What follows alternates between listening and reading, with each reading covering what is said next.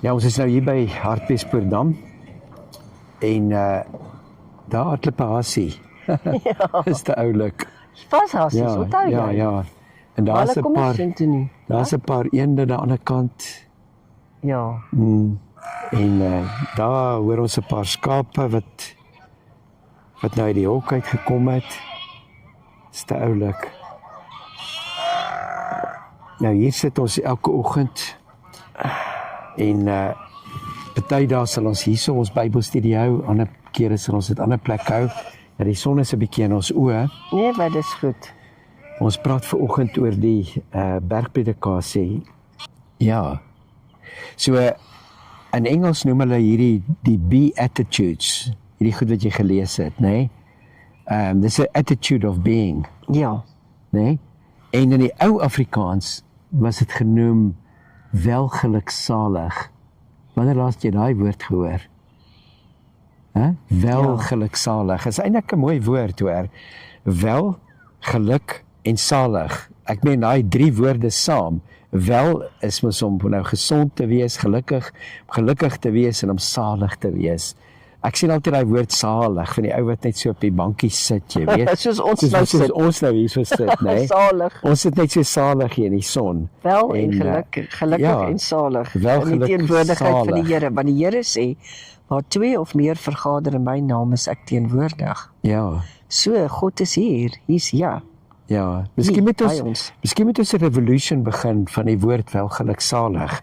Ons gebruik hom elke dag en ons kry so 'n revolusie, jy weet, van mense wat weer die woord gebruik welgeluksalig. Ja. Die bergrede. Toe Jesus die menigte mense sien, het hy teen die berg opgegaan. Nadat hy gaan sit het, het sy disippels na hom toe gekom en hy het hulle geleer en gesê. Nou dit was die gebruik gewees van die rabbies van daai tyd om te sit. Nou jy sê dat Jesus het gaan sit en toe hulle geleer. Dis reg. So hy het 'n bietjie elevation gekry, het 'n bietjie bo gesit en dan het hy kry warm. Met die uittrek. Dit is warm. Ek dink ek gaan my hoed afval. Kom sal net die hoed af. Ja, daar sê. Geseënd is die wat weet hoe afhanklik hulle van God is, want aan hulle behoort die koninkryk van die hemel. En hierdie is Jesus se eerste groot sermon wat hy gegee het, wat deur Matteus opgeskryf is. En Lukas is dit bietjie in 'n ander konteks. Ja, daai skapie is nogal heel ongelukkig. Ek dink hy soek sy mamma. Daar skree sy mamma daai kant. Geseënd is die wat treur, want hulle sal vertroos word. Geseënd is die sagmoediges, want hulle sal die nuwe aarde ontvang. En hy begin deur te sê dat die wat afhanklik is, Ja, besef hoe hulle afhanklik is van die Here. ja. Hulle sal die koninkryk van God beerwe. Ja, sekere afhanklikheid. Nou in Engels praat hulle van the poor in spirit. En nou sê jy eintlik dink dat die wat rich in spirit is die geseëndes van God, nê? Nee? En dan die tweede ene wat hy praat van, hy sê blessed are those who mourn. Nou ja, dit is eintlik nogal weird om te dink jy moet eerstens poor in spirit wees en dan moet jy mourn. En dan gaan jy die koninkryk van die hemel gaan jy beerwe. Dis pragtig, jy weet, as jy jouself verootmoedig voor die Here, dan is dit 'n proses van afbreeking van jouself en van belydenis. En met belydenis en berou kom daar trane en dan ween jy. Ja, ek dink dit is 'n kwessie van jy moet jouself leegmaak sodat die Here jou weer kan volmaak. Ja,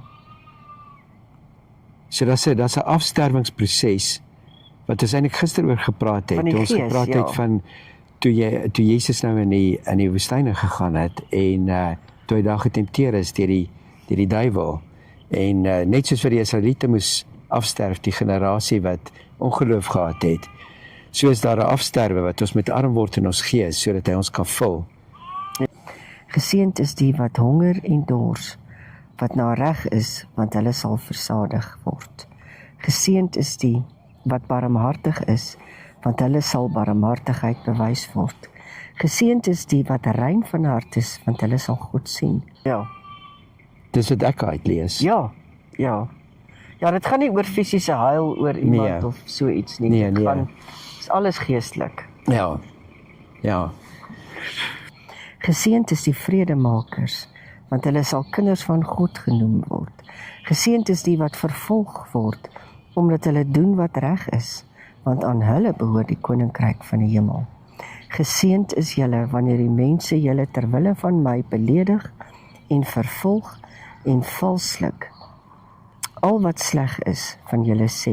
Wees bly en verheug, want julle loon is groot in die hemel. Hulle het immers die profete voor julle net so vervolg. So. Dan praat hy nou op die einde, dan praat hy van, dan sê hy, hulle wat vervolg word. Ja. En, maar is dit nie so dat die oomblik wanneer jy geestelike dinge begin doen, ek sien dit so baie op die internet, nê, mense wat regtig geesdinge doen, hulle word so uitgekruid. Hulle word Hulle- vervolg, hulle word beswadder, hulle word valslik beskuldig. Ja. Hulle, die wêreld draai net teen hulle en probeer hulle net uitmaak as die grootste klomp Charlatans. charlatans. Mm. Maar ek bedoel jy sien dit self in jou bediening Ek sien ook. dit in my bediening ook. Ek Jy sien, word selfs aangeval deur mense naby jou. ja, mense in my eie familie wat my kritiseer vir dit wat ek doen. En al wat ons wil doen is om die verlore mense te soek en hulle dan na die Here toe te bring. To seek and to save those which are lost. Is dit tog nie wat op die hart van Jesus is, nee. Om sy skape, ons het nou net die skape hier gesien wat verbystap, om sy skape terug te bring in die kraal in, as daar een verlore is. Ja, dis so. Okay, baie dankie dat julle na ons geluister het. Ons gaan nou môre aan, dan gaan ons praat oor die evangelie as lig en as sout. Waar Jesus gesê het, julle moet die sout van die aarde wees en die lig van die wêreld. Ja. Ja, ons gaan aan daarmee. En daar's nogal baie kort opsommingkies daar wat ons kan oorgaan en dis baie belangrik ook van hoe ons moet wees, wat van ons verwag word. Lekker dag vir julle.